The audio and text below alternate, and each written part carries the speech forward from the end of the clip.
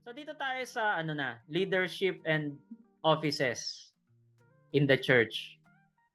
So maliban sa fivefold ministry, meron naman ng leadership role na tinutukoy din sa Bible. These are biblical, okay? Hindi siya non-biblical. Biblical.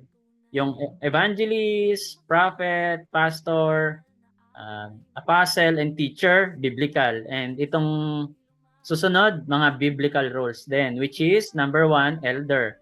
Kasi word by word talaga natin mababasa sa Bible na may elder. So sino ba yung elder? Elder means senior. Regardless sa iyong edad, pwede kang tawaging senior. Denoting of a person of age and wisdom. Pag depende sa senior, hindi sa tagal sa loob ng church. Okay?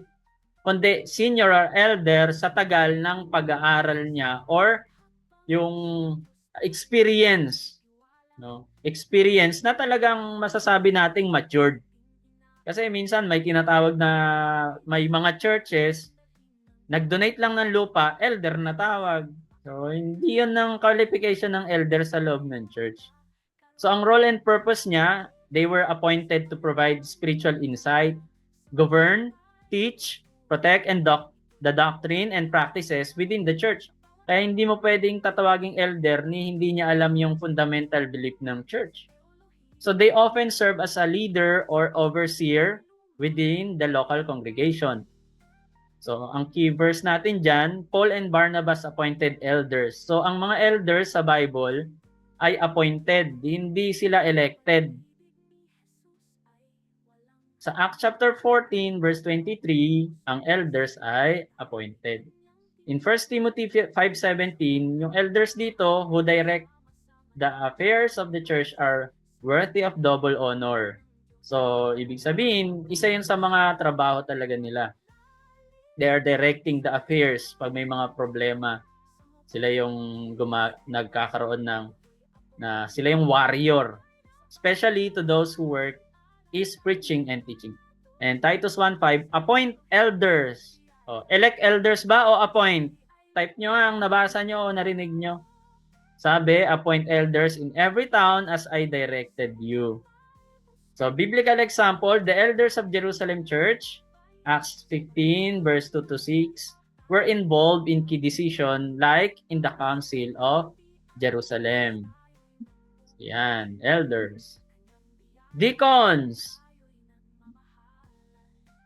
So, kung ang elder ay presbyteros sa Greek, ang deacons naman, diakonos. It means servant or minister. So it denotes one who serves the needs of others, often in a practical or administrative capacity.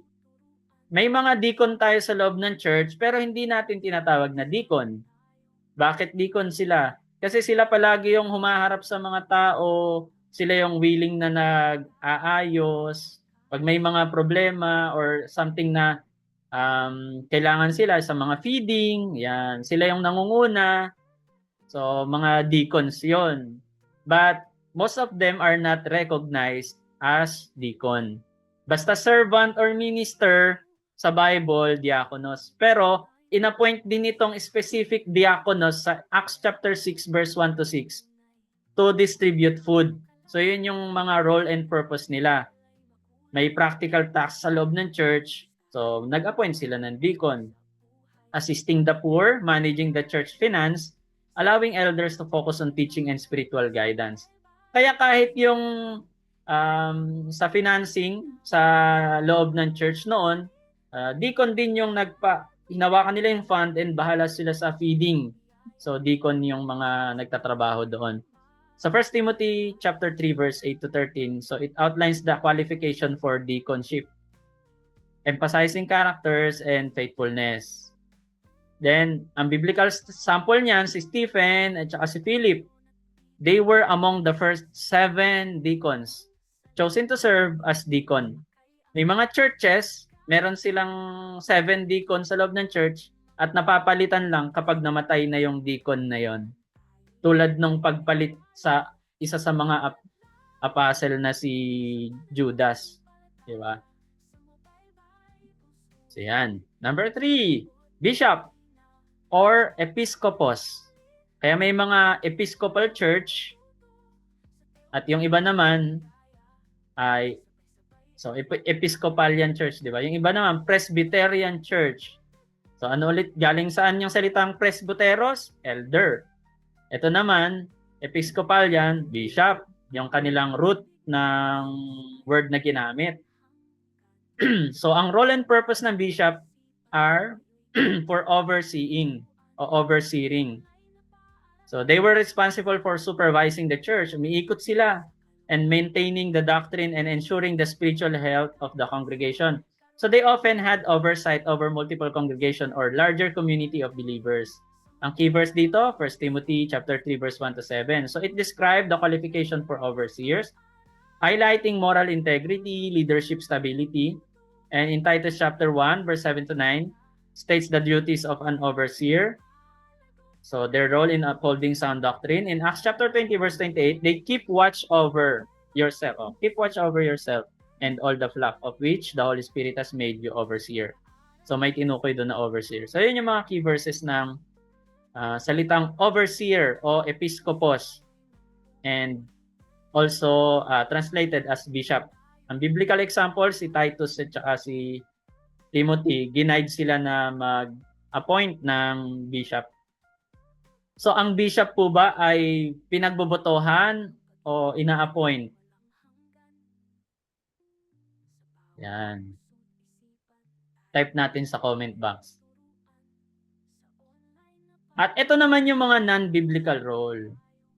Ito na yung yung pwedeng pinagbobotohan, pwede ring ina-appoint, pero moreover, yung mga non-biblical role in the church ay mostly, they are being elected or sometimes selected, katulad ng board members, they are selected. But kapag may nawala na isa sa mga board members, they are being elected.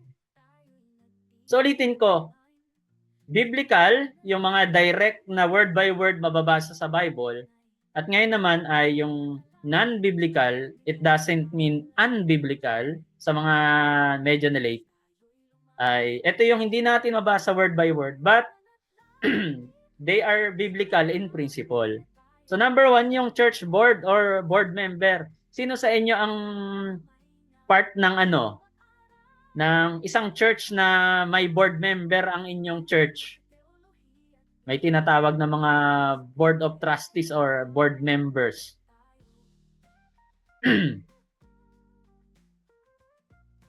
So karamihan ngayon ng SEC registered ay may mga board members. 'Di ba? Pag nagpa-SEC ka, naglalagay doon ng mga board members o kaya board of trustees.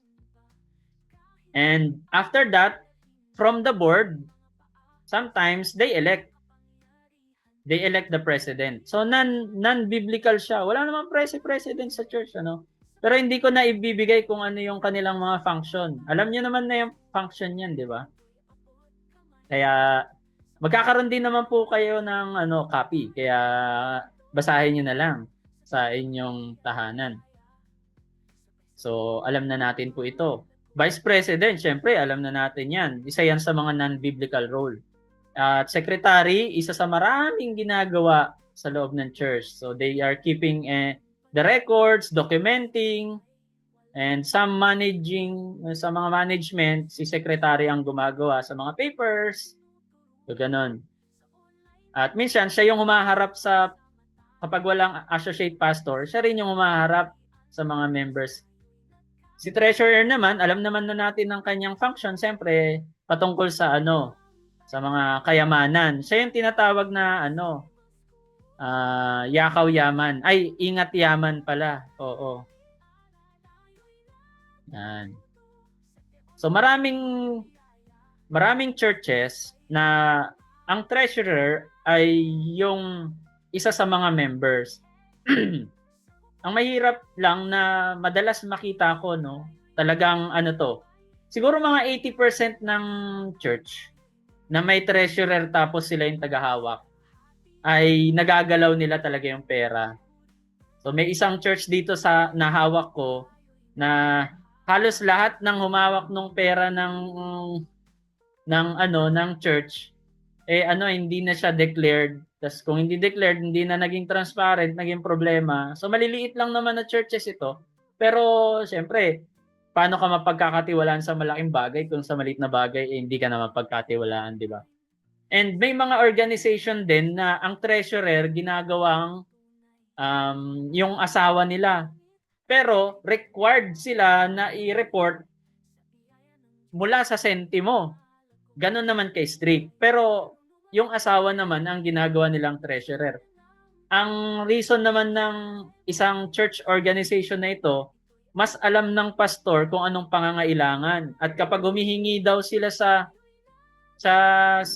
sa treasurer para daw silang kasing nagmamakaawa na parang walang authority sa loob ng church. So yan.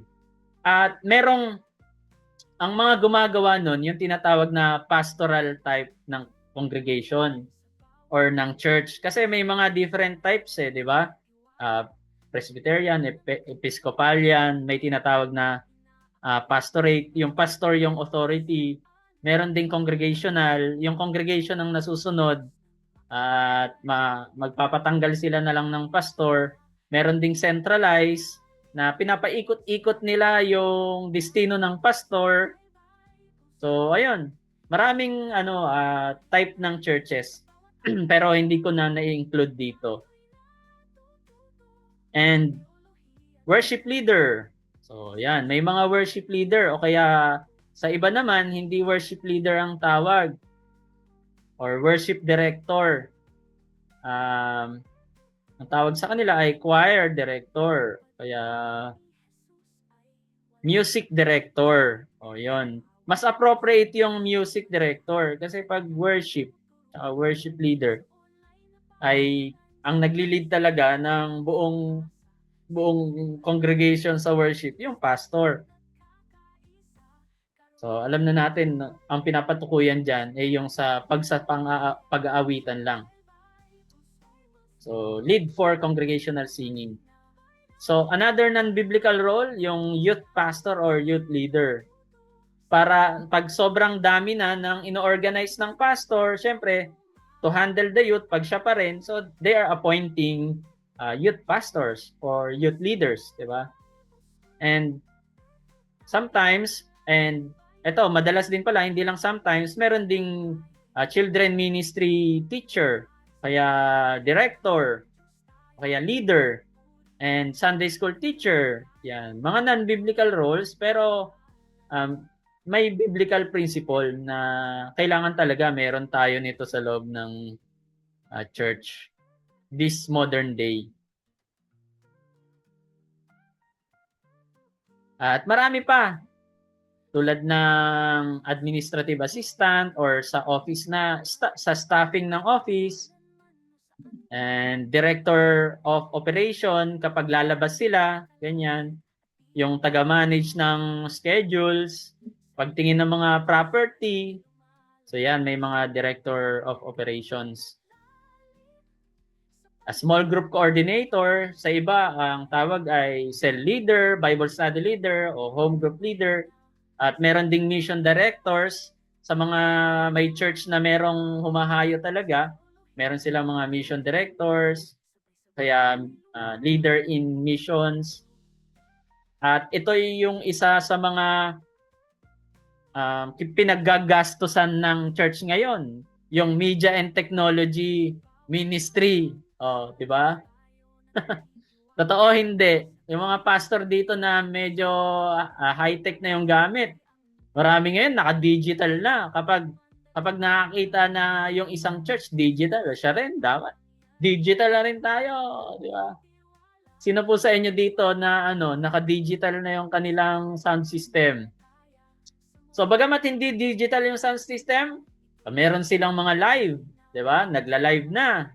So talagang merong director diyan or leader. So non-biblical role 'yun, pero sa panahon ngayon, highly parang mataas ang demand ng mga gantong gifting sa loob ng church. Lalo na sa medyo, sabihin natin, medyo tawag dito, nasa mga city or maliit man, pero medyo ano na sila, established na church. At yung mga young people ngayon, syempre marami na rin silang alam, lalo na sa mga media technology. So, ini-involve natin sila doon, and we are forming another ministry na tinatawag na media ministry. At mabuti yon. Kasi yung PowerPoint pa lang, yung maggagawa ng PowerPoint ni Pastor, sa mga media, ano yan eh, media ministry yan eh. Under yan ng production. Production meaning yung sa harap. No? Kung yung lahat ng makikita mo sa stage. So production din yun. Yung mga magpe-prepare ng stage, ng mga, kung may ilaw man, lighting, sa sound system, mga part ng production yun. So sa ibang mga churches ay may mga ministry sila doon. And hospitality and coordinator or ushering ministry, yan, importante rin ito para maramdaman ng mga kapatiran na they belong in the church. So nag-a-appoint tayo at nagtatalaga ng every Sunday na ushering o ushers. And mostly yung mga usher kapag baptism o kaya Holy Communion, yan yung Santa Cena na tawag nila, or Last Supper or Lord's Supper, yun yung mga ginagawa ng mga ushers. Sila yung nag-usher ng mga, at yung mga lumalakad na offering, sa inyo, lumalakad pa rin ba yung offering basket? Sino sa inyo yung may lumalakad na offering basket sa Yes loob po, ng church? yes po, Doc. Oo. Yes Di ba? po. Usher yun, di ba? Yung mga lumalakad doon. Yes. So, nag-usher sila. So, marami ding church kasi wala nang lumalakad na offering basket. Ang ginagawa, ang pinapalakad na lang yung mga tao. Kasi ang sabi naman nila, sa Bible kasi, yung balo at saka yung mayaman, yung balo naglagay dun sa sa offering na lalagyan. So sabi nila yung mga tao ang dapat na lumapit. Hindi daw yung basket. So ito naman, next, number 15, event coordinator. Kapag may mga event, sila yung nagko-coordinate. Then Christian Education Director, sila naman yung gumagawa ng mga Bible study materials, nag-aayos ng discipleship courses. Kasi kapag natapos na yung isang course, dapat merong ikalawang follow-up na course dyan.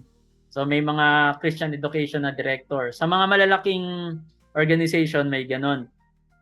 At kung gusto nyo ng discipleship and evangelism material from membership, para sa pagpasok nila ng membership ay talagang makita na fundamentally grounded sila, magbibigay ako ng libre sa inyo na copy. Actually, ito ay English ng Purpose Driven Church, pero kinostomize ko siya at ginawa kong Philippine context kasi English yun. Tapos tinranslate ko pa, manually yun kasi English yun eh. Talagang nag-translate ako ng Tagalog. Tapos in-encode ko. Lahat yung trabaho yun. Siguro mga 2 taon kong tinrabaho habang tinuturo, ginagawa ko yung susunod na class. Apat na ano yun eh, 4 na module. From membership, 4 na M. Pagka sa membership, yung salvation niya, papaliwanag mo yung church ordinance. Mamaya tatalakayin natin yung ordinance, which is baptism and Lord's Supper, yung communion.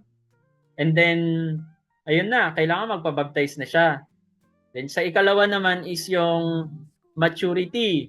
Tuturuan mo siya na kung bakit kailangan niya every Sunday dadalo, Bible reading and prayer, yun yung mga importanteng gawin niya, paano niya magiging habit yun, yung quiet time, tuturo din sa kanya doon sa maturity, yung giving, gaano kahalaga yung giving, kung naniniwala kayo sa tithing, kasama doon yung tithing sa lecture na yon. Kung hindi kayo naniniwala, tanggalin nyo na lang. And yun yung mga katuruan doon. Sa ministry naman, how they could be involved. So yun yung ikatlong M, ministry.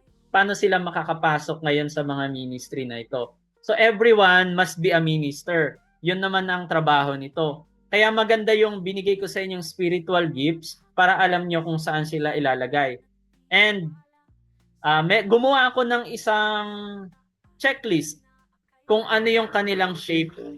Spiritual gift, heart desire, ability, kung saan man sila magaling, yung mga skills nila.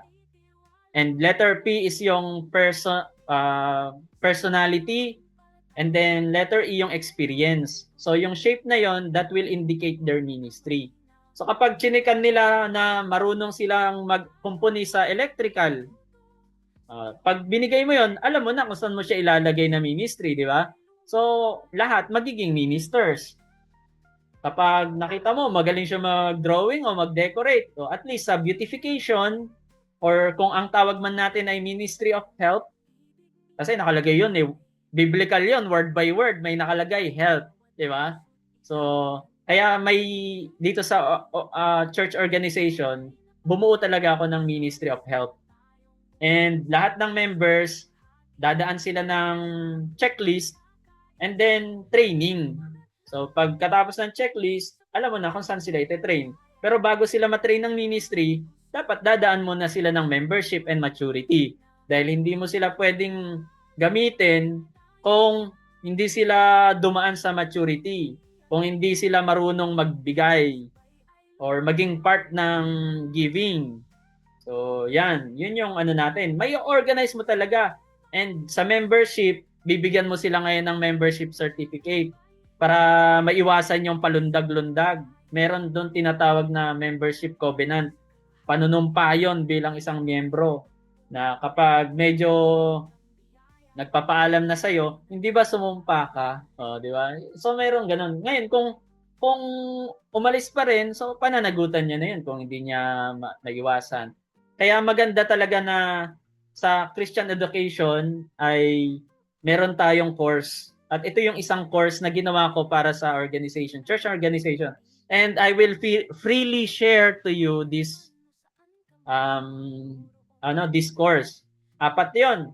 At yung pang-4 na M, 'di ba, yung membership, maturity, ministry, and yung huli is mission, may involve sila sa paghayo. Maganda rin na ma-involve, and possible makabuo kayo ng church planting team, ganyan, o kaya mga evangelistic team, kung ano ang way nyo kung paano sila mag-evangelize, so house to house, prayer evangelism. Ang favorite namin gawin ay prayer evangelism. Tuwing mahal na araw, pinapahayo namin ng mga kapatiran, meron silang training muna namin, paano mag-share ng gospel, anong mga dapat ipag-pray. So ang pinaka-purpose namin, ipag-pray lang talaga. Pero kailangan ma-discern nila kung busy or hindi, at kung naramdaman nila sa mga prayer request na yon ay kailangan nilang ipag-pray at sharean nila ng gospel. So yun yung prayer evangelism na ginagawa namin. At yung isang church dito sa main poblasyon, dito sa pinaka-sentro ng Lupao, ay bunga yon ng prayer evangelism. Binahay-bahay talaga namin yon. 3 kami na nagbahay-bahay. So yan, importante ang Christian Education Director. Kung wala kayo niyan, bibigyan ko kayo ng copy.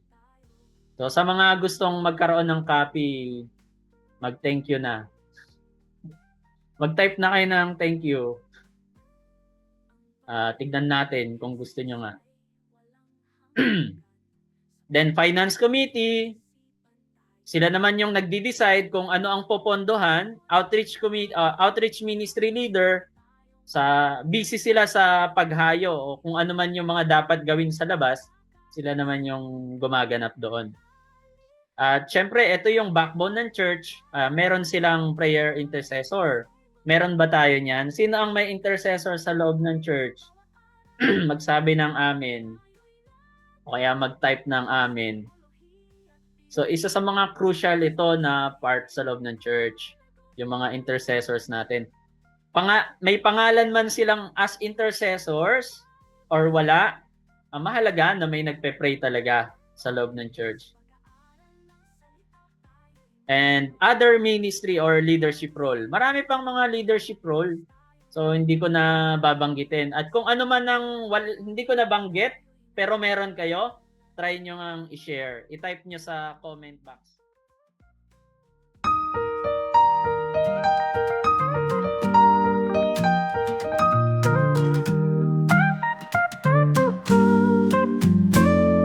Sa Mobile Bible School, tayo'y nagtitipon online. Sa tahanan man o saan ka man, naroroong tunay kaalamang makalangit at biblikal na aral ay makulay. Sa biyaya ng Diyos tayo'y lumalago sa buhay, karunungan at lalim sa pananampalataya. Sa Mobile Bible School, ito'y abot kamay na. Sa bawat aralin, tayo'y natututo sa teolohiya at biyaya. Sabay-sabay ay lumalago tayo.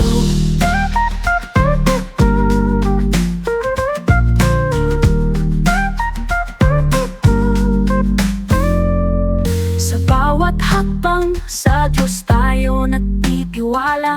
Sa gabay ng Kanyang salita, ating inaakay ang iba. Kahit saan man dalhin ng ating mga paa, sa Diyos ng makapangyarihan tayo'y nagtitiwala. Karunungan at lalim sa pananampalataya. Sa Mobile Bible School, ito'y abot kamay na. Sa bawat aralin, tayo'y natututo sa teolohiya at biyaya. Sabay-sabay ay lumalago tayo.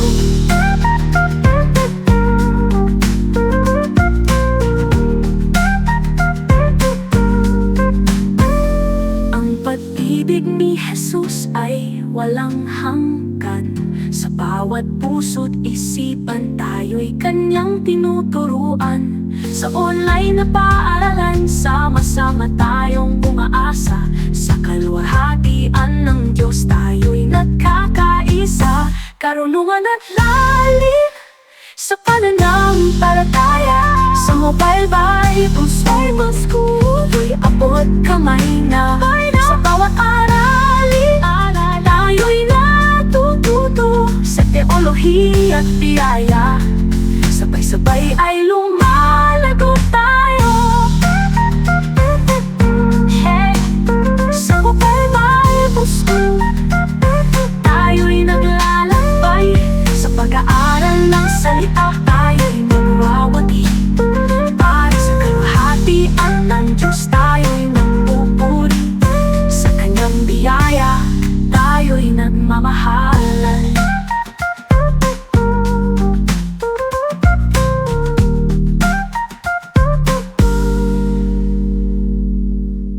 Ang pag-ibig ni Jesus ay walang hanggan.